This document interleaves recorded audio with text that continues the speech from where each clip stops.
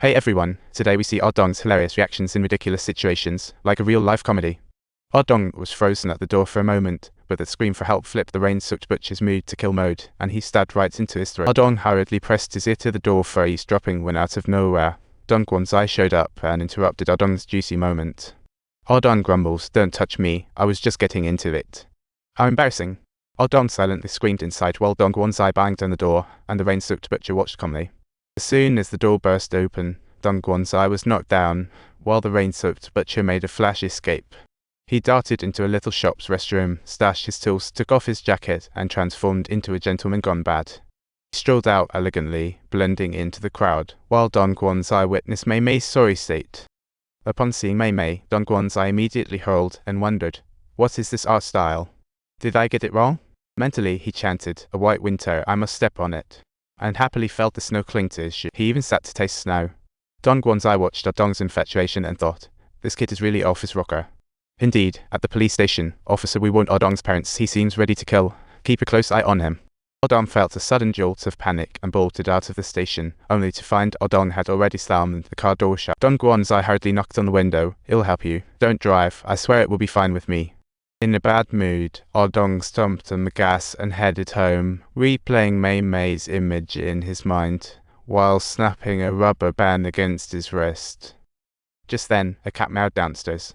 Adong couldn't bear it. He grabbed a knife and dashed out. His parents quickly stepped in to stop him, but Adong shot them a glare and accused, "This is all your fault. This cat runs at the sight of me. I must chase." Adong bolted out. The black cat puffed up in fright. Entering battle, Adong lunged, grabbed the black cat, no time to draw his knife.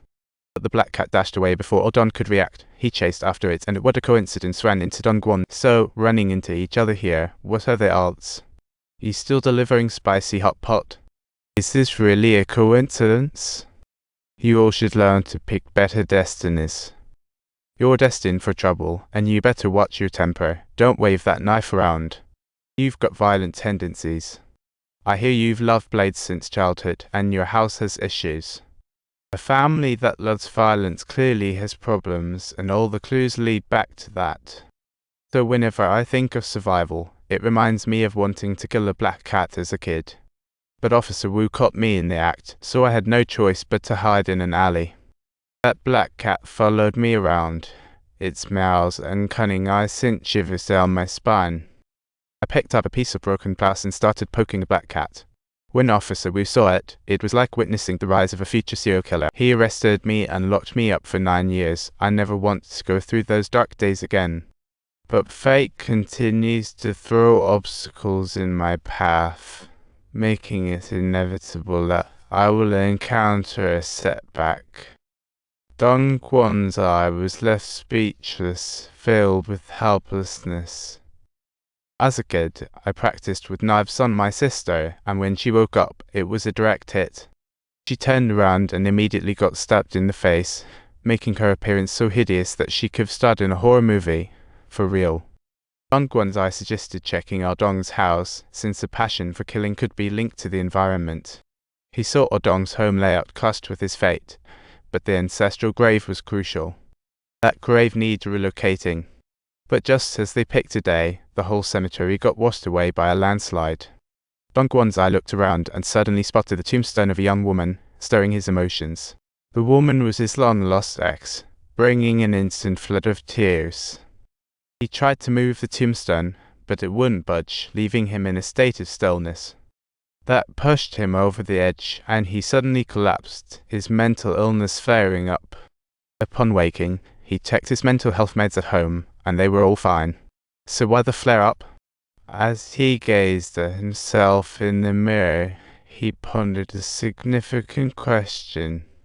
Could it be that my nerves is the issue here? This question troubled him greatly. For me to witness a murder scene, it's like being a cruel puppet master behind the scenes. I'm not helping you anymore. No way. Adong heard this and was furious, thinking, how could he just leave me out? I have a family history of mental illness, but I don't want to go crazy like that. I refuse to eat bugs. My dad thought I was unfilial and silently jumped off a building.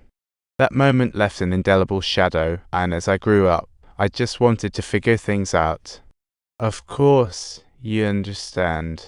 Fortune-telling clung to me tightly like an incantation, driving me insane with daily worries about the future. I don't want to drive my gentle girlfriend down.